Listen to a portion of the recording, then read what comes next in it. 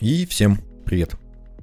Заключительное видео про команды на гильдейских боссов, на элементалей, да, и у нас команда призыва. Это у нас третья фаза, второй сезон.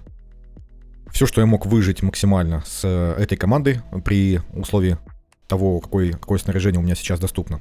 Это вот такой вот примерный результат. Было чуть побольше, там ближе к 1 600 000, но, к сожалению, у меня со снаряжением совсем беда. Совсем беда, потому что вы только посмотрите на то, как одет Лильванис. Ну, это кошмар.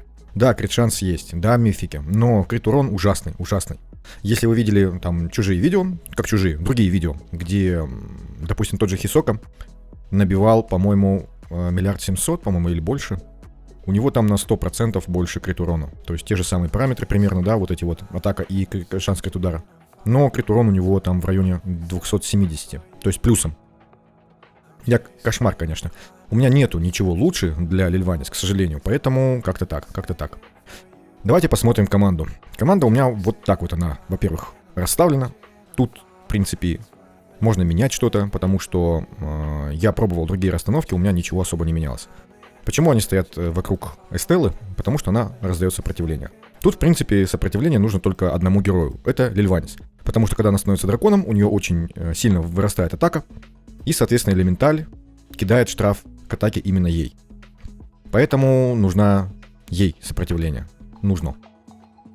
Ну и Розелас у нас с ребрами, поэтому ему, в принципе, тоже не помешает, но у него и так уже есть. Давайте пройдемся по команде. Итак, Лильванис, как я уже сказал, очень плохо одета. Ну как, не очень плохо, но средненько, я бы так сказал. Эти мифические вещи я менял на банальный сет азартного игрока. То есть оставлял вот эту вот вещь на разлом брони на увеличение урона. А остальное ставил также максимально, там, крит-шанс, крит-урон, атаку. Сердце азартного игрока. И у меня урон примерно был такой же. То есть не обязательно здесь даже вот гнаться за этими мификами. Потому что если они не очень хорошие, то Лильванис в итоге нанесет примерно столько же. Итак, таланты у нее какие? У нее так же, как и мы делали раньше, я здесь поставил нижнюю ветку. Такие вот у нее таланты. Если у вас не получается набрать шансы крит-удара, ну, близкий к 100%, то можете ей ветку талантов ставить. Вот этот талант, не вот этот, а вот этот. Здесь она 20% шанса крит-удара доберет еще вот с этого таланта. Имейте это в виду.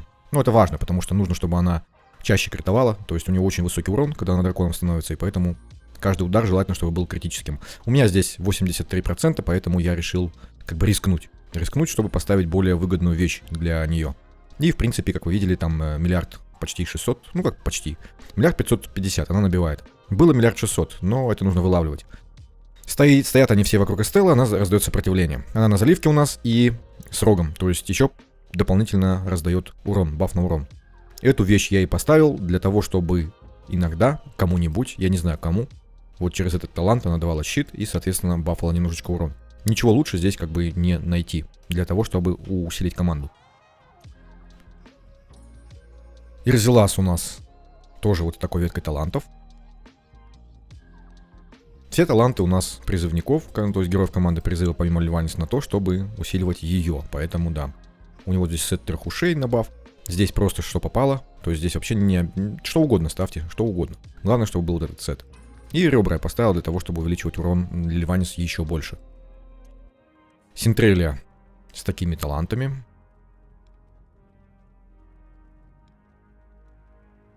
Тестировал я разные вообще варианты. Ну, может быть, не все, конечно. Опять же, если у вас есть лучший вариант, пожалуйста, сообщите. Я с удовольствием попробую. Атака здесь у Синтрелии выкручивается на максимум. Все на атаку. Все на атаку. И орган у нее, естественно. Тут так совпало, что именно у руны на сопротивление прокачалась атака. То есть я ей сопротивление здесь не выкручивал. Оно здесь ей, в принципе, не нужно, потому что все равно будут ослабления кидать на Лильванис. И Бернейт. Бернейт у нас со своим ключевым талантом. И вот этими, которые должны, по идее, усиливать Лильванис. У нее баф сет на баф урона с ослаблений. И, соответственно, она на разломе у нас. Мифическая шмотка ей здесь вещь не принципиальна, потому что от нее урона очень мало. По крайней мере, в моем исполнении. Также, опять же, есть здесь сопротивление не обязательно. Так, команду я показал, расстановку можете пробовать другую. Все равно, вот, допустим, я Лильванис сделал сопротивление, Эстелла дает 80, да, и плюс со связи стихии еще 50. То есть 130 плюсом, у меня получается 260. И все равно ей штраф атаки проходит достаточно часто. Я не знаю, как это работает, я уже перестал обращать на это внимание. Проходит и ладно. Если можете что-то подсказать, что я здесь туплю, то есть по вещам без значительных потерь я не смог выкрутить больше сопротивления. К сожалению. И что у нас здесь еще? Тайминги. Давайте посмотрим тайминги. Тайминги у меня вот такие. Синтрелли я поставил 30, чтобы она, вышла в итоге на нужный цикл. Эстелла у нас 15 секунд, потому что это ограничение сета на залив. Кукольника имеется в виду. Цикл у нас такой, что получается Бернейд. Она кидает разлом достаточно долго, пока медведи эти бегают. Поэтому 10-15, то есть большой запас, 5 секунд, чтобы эти медведи набегались. И наиболее вероятно, чтобы уже штраф к защите висел на боссах. И получается Бернейд, Эрзелас и Лильванис. Также там же еще до Лильванис еще Синтреля будет ультовать. В общем, ничего необычного. Код команды, давайте сразу покажу код команды. Код команды вот такой.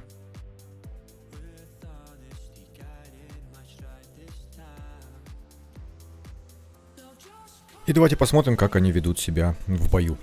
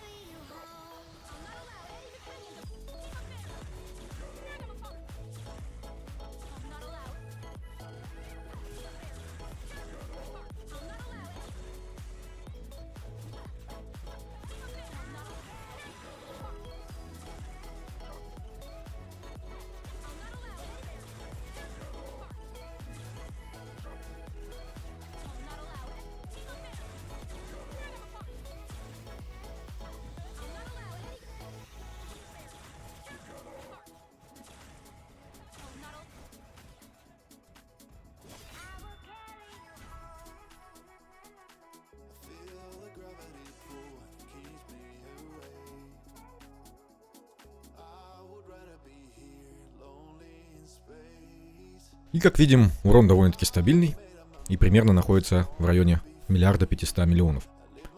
У Лильванис ДПС 2 500 000. Очень сильно. Очень сильно.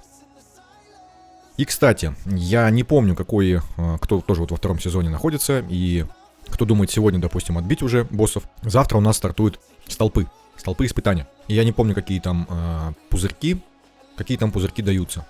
То есть, если это будет крит урон, то есть смысл подождать завтра и завтра уже отбить боссов, чтобы у нас урон был чуть-чуть повыше. Но я не буду ждать завтрашнего дня, я сохраню это сегодня. Потому что урон я выше навряд ли поймаю, поэтому я сохраняю этот урон.